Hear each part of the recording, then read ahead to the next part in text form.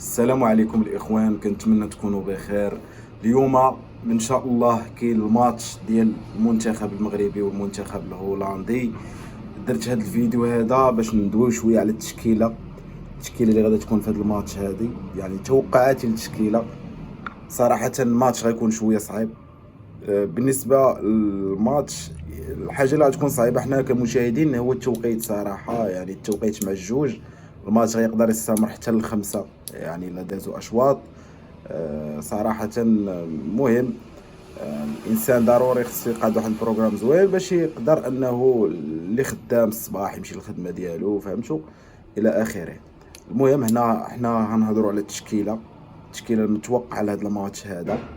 المهم الاخوان، وغنهضروا على التشكيله ديال المنتخب الهولندي حتى هي.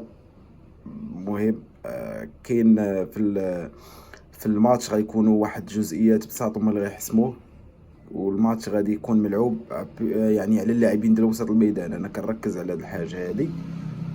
الاخوان، المنتخب الوطني خصو يدخل بخطه اللي دخل بها كندور في الماتش الاول مع البرازيل. الخطه هي ياسين بونو، راه بلا ما نهضروا عليه. عيسى ديوب، واخا صراحه بزاف ديال التساؤلات كاين على هذا المهاجم، هذا المدافع عفوا. شادي رياض راه منطقيا راه هو اللي موجود. نصير مزراوي تبارك الله، الله يسخر ليه، تبارك الله، راه لاعب اللي غادي في واحد المستوى مزيان وديما كيقدم مستوى كبير مع المنتخب. اشرف حكيمي بطبيعه الحال اللي غيكون عنده ادوار دفاعيه في هذا الماتش كثر، حيتاش غيكون في الجهه ديالو اللاعب غودي خاكبو غيكون في الجهه ديالو. واخا خاكبو كيقولوا بلي انه النفسيه ديالو ماشي هي هذيك 100%. المهم في الوسط غيكون ايوب بوعدي، تبارك الله، راه شتو كورتو كيفاش دايره بلا ما نحتاج انا نهضر عليه.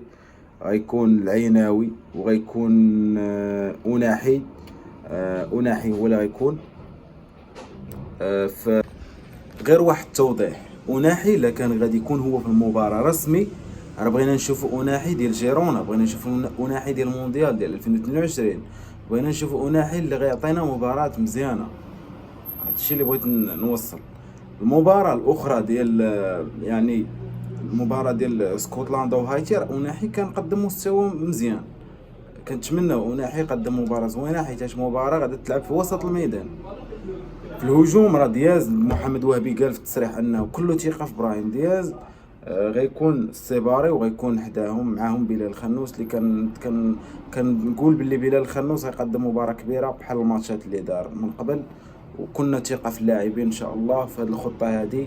غير واحد النقطه، محمد وهبي خاصو ما يتعطلش بزاف في التغييرات. قد ما تعطلتي في التغييرات قد ما كتخسر الاستحواذ ديال الكره، حيت اللاعبين كيطيحوا بدنيا.